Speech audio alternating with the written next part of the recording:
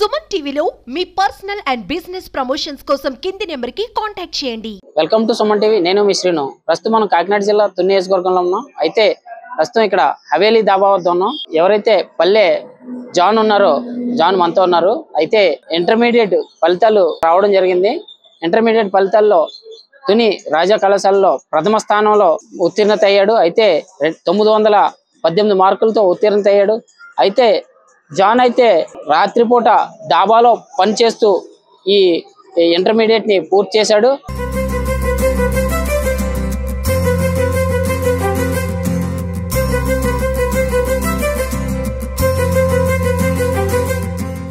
చాలా మంది ఉంటారు. అయితే తల్లిదండ్రుల్ని కోల్పోయిన జాన్ అయితే మనతో ఉన్నారు. అలాగే జాను డాబాలో పనిచేసే ఓనర్ గారు కూడా మనతో ఉన్నారు. ఆయనతో మాట్లాడదాం. సార్ చెప్పండి, జాను ఎన్ని సంవత్సరాల నుంచి ఇక్కడ పనిచేస్తున్నాడు, ఎలా చదువుతాడు? 3 years నుంచి చేస్తున్నాడు జాన్. ఇక్కడికి 3 సంవత్సరాల క్రితం మన దగ్గరికి వచ్చాడు. ఫస్ట్ లో వేరే హోటల్లో చేసేవాడు హైవేలోనే. 3 సంవత్సరాల క్రితం మన దగ్గరికి వచ్చి వర్క్ చేస్తుంటే ఏంటి John handwriting bill handwriting చేసి ఏంటి ఇంత కర్సీ రైటింగ్ హ్యాండ్ రైటింగ్ వచ్చి మనోడికి. అయితే ఏంటి హ్యాండ్ రైటింగ్ ఇంత బాగుంది, ఏంటి కర్సీ రైటింగ్ రాస్తున్నావు ఏంటని అడిగితే ఇలాగ నేను చదువుకోవాలని ఉంది కానీ ఇలా చదువుకోలేదు, ఇలా డబ్బులు స్తోమత లేదు, దానివల్ల చదువుకోలేదంటే నేను ఒక ప్రైవేట్ కాలేజీలో ఫస్ట్ అప్రోచ్ అయ్యాం. అయితే అప్పటికే 3 months డిలే అయిపోయింది. మనోడు 2 years గ్యాప్ 10th అయిన తర్వాత. అయితే 2 years డిలే వల్ల మన కాలేజీలో చేర్చడానికి అవ్వదు, డిలే అయిపోయింది కదా, ప్రైవేట్ అయితేనే అవుతుంది, రెగ్యులర్ అయితే అవ్వదు అన్నారు.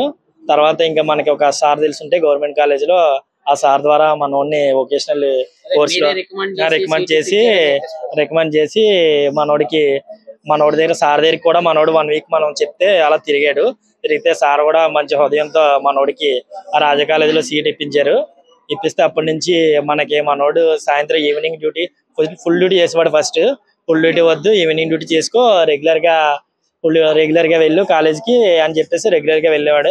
ఎప్పుడైనా మనకైనా ఇక్కడ నీడ్ ఉన్నా సరే ఆ రోజు కాలేజ్ మానేసి ఇక్కడ చేసేవాడు. మించుకు 4 నుంచి ఈవినింగ్ 4 నుంచి 1 వరకు ఇక్కడే డ్యూటీ చేస్తాడు. డ్యూటీ చేసి ఆ డ్యూటీ మీద వచ్చిన డబ్బులతోనే మనోడు అలాగా వెళ్ళి ఇక్కడే ఇంకా మేము అవన్నీ చూసుకుంటాం. మనకి ఇక్కడ రూమ్ కూడా ఇచ్చాం మన జాన్కి. అయితే ఎప్పుడో ఇంకా మార్నింగ్ 2 hours ఇంకా మనోడికి ఉండేది 8కి లెగిస్తాడు. 8 నుంచి 10 వరకునే టైము. ఆ 2 hours చదువుకుని అలా ఫ్యాకల్టీ కూడా అంత గవర్నమెంట్ కాలేజ్ చదువుకున్నాడు కానీ అందులో ఫ్యాకల్టీ ఏం లేదు. అంటే ప్రస్తుతం చెప్పాలని చెప్తాను, అంటే ఇలాంటి విద్యార్థులు చదువుకున్న వాళ్ళకి ఫ్యాకల్టీ కూడా బాగుంటే మన వాళ్ళు ఇలాంటి వాళ్ళు ఇంకా చాలా మంది ఉంటారు. మనొక్కడు ఇప్పుడు ఇలా కనపడ్డాడు, ఇలా ఫ్యాకల్టీ ఉంటే ఇంకా చాలా మంది కూడా మనోళ్ళు ఇలా మనోళ్ళగా జాన్ లాగా గవర్నమెంట్ ఇప్పుడు ఇలాంటి వాళ్ళకి ఇస్తే మన గవర్నమెంట్కే ఇండియాకే ఉపయోగపడతారు యువకులు. ఇప్పుడు ఫ్యామిలీ ఉన్న వాళ్ళు వీళ్ళు ఉన్న వాళ్ళు ఏంటంటే వాళ్ళ బాధ్యతలు వాళ్ళకి సరిపోతాయి.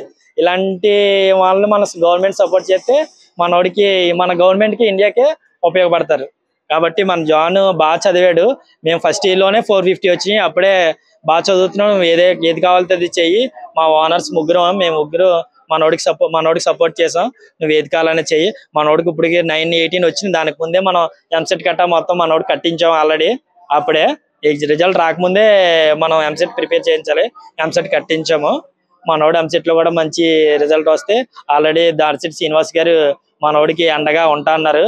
మనోడు ఎంత చదివితే అంత శ్రీనివాస్ గారు గోల్డెన్ హార్ట్ తో మనకి మార్నింగే ఆయన ఎక్కడున్నా ఒక 10 సార్లు నాకు ఫోన్ చేసి ఉంటారు.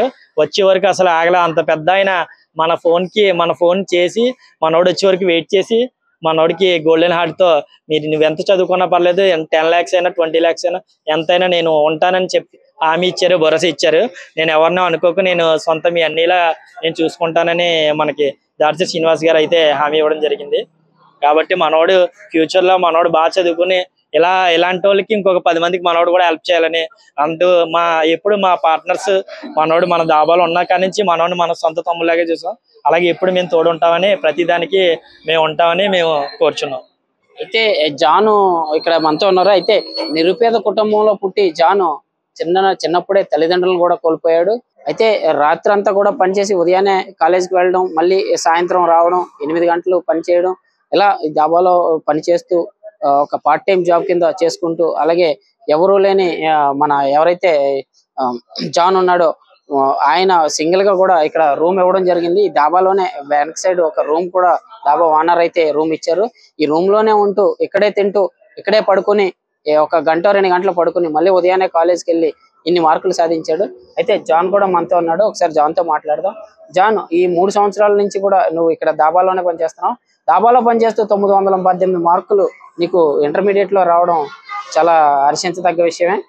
చాలా మంది కూడా నీకు హర్షిస్తున్నారు. దీని గురించి నువ్వేమంటావు? నాకు సపోర్ట్ చేసిన నా ముగ్గురు ఓనర్స్ కి థ్యాంక్ యూ వెరీ మచ్. అలాగే నేను అసలు చదువుకుంటానని ఏమీ అనుకోలేదు. వాళ్ళు నా హ్యాండ్ రైటింగ్ అదే చూసి నువ్వు ఇంత బాగా రాస్తున్నావు, నువ్వు చదువుకో, ఎందుకు చదువుకోవట్లేదు అని చెప్పి కాలేజ్లో అది జాయిన్ చేసి నాకు అన్ని విధాలుగా సహాయపడ్డారు.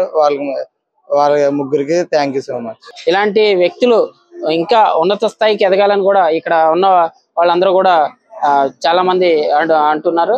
అయితే ఇలాంటి వ్యక్తికి ఎలాంటి సాయం చేయడానికన్నా మేము ఉన్నామంటూ ముందుకు వస్తున్న చాలా స్వచ్ఛంద సేవా సంస్థలు అయితే అవనివ్వండి, చాలా మంది కూడా ముందుకు వస్తున్నారు.